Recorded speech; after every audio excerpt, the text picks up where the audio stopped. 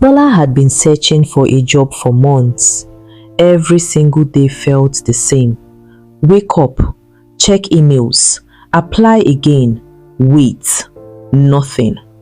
Her savings were almost gone. Her landlord had already warned her twice. Next month, no excuses. The pressure was unbearable. Her phone buzzed constantly.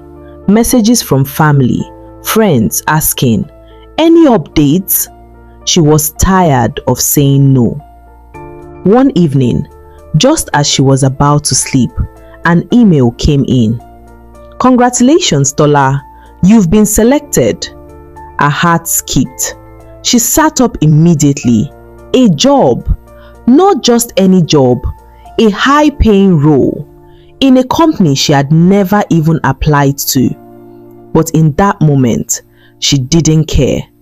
All she saw was relief. The salary was more than she expected. The benefits looked perfect. Everything felt like a miracle. Too perfect. But Tola didn't question it. She couldn't afford to. Without thinking twice, she clicked accept. That night, she called Chike. "I got a job," she said, smiling for the first time in weeks. Chike paused. That's great, but wait, what company? She mentioned the name. Silence. "Have you heard of them?" she asked. Chike hesitated.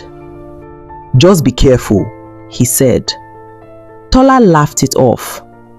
"This is my breakthrough." Her first day started early. The building wasn't what she expected. Not terrible, but not impressive either. Something felt off. The receptionist barely looked at her. Employees moved around quietly, avoiding eye contact. No one smiled. Then she met her boss. A calm man. Too calm. He smiled, but it didn't reach his eyes. "Welcome, Tola," he said. "We're happy to have you." A few hours later, he handed her a document. "You'll need to sign this," he said casually. Tola glanced at it. Pages and pages of text. Legal terms, conditions. She flipped through quickly. "Standard procedure," he added. Without thinking deeply, she signed it. Days passed, then weeks, and slowly, everything changed. The workload increased. Unrealistic deadlines, late nights, no extra pay, no proper structure. One afternoon, a colleague pulled her aside. "You're new, right?" Tola nodded. The woman leaned closer. "Did you read what you signed?" Tola froze. "Not really." The woman sighed.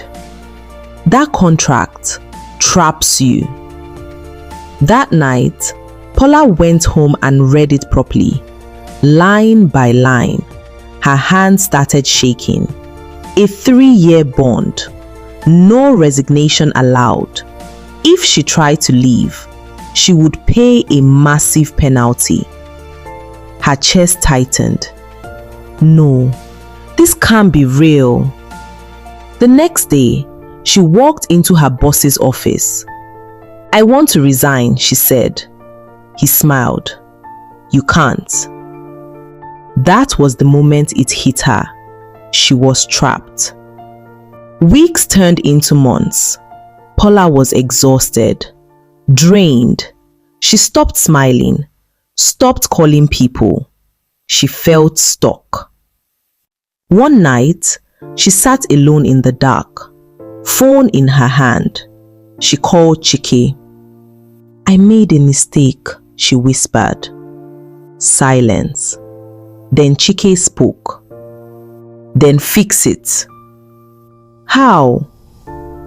"Start by understanding what you signed." That night changed everything. Tola began to pay attention, carefully, quietly.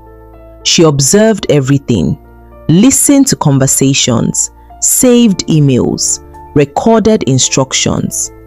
And then she found it. A clause, hidden deep in the contract. The company had violated their own agreement multiple times. That was her way out. The next morning, she walked into the office differently. Calm, confident, prepared. She dropped the document on her boss's table. "I'm terminating this contract," she said. He laughed. "You don't have that power." Tola looked him straight in the eye. "Yes, I do." She pointed to the clause, then to the evidence. His smile disappeared. For the first time, he had nothing to say. A week later, Tola walked out of that building, free. Weeks passed. Another email came in. Another job offer. This time, she didn't rush. She sat down quietly, opened the document, and read every single word.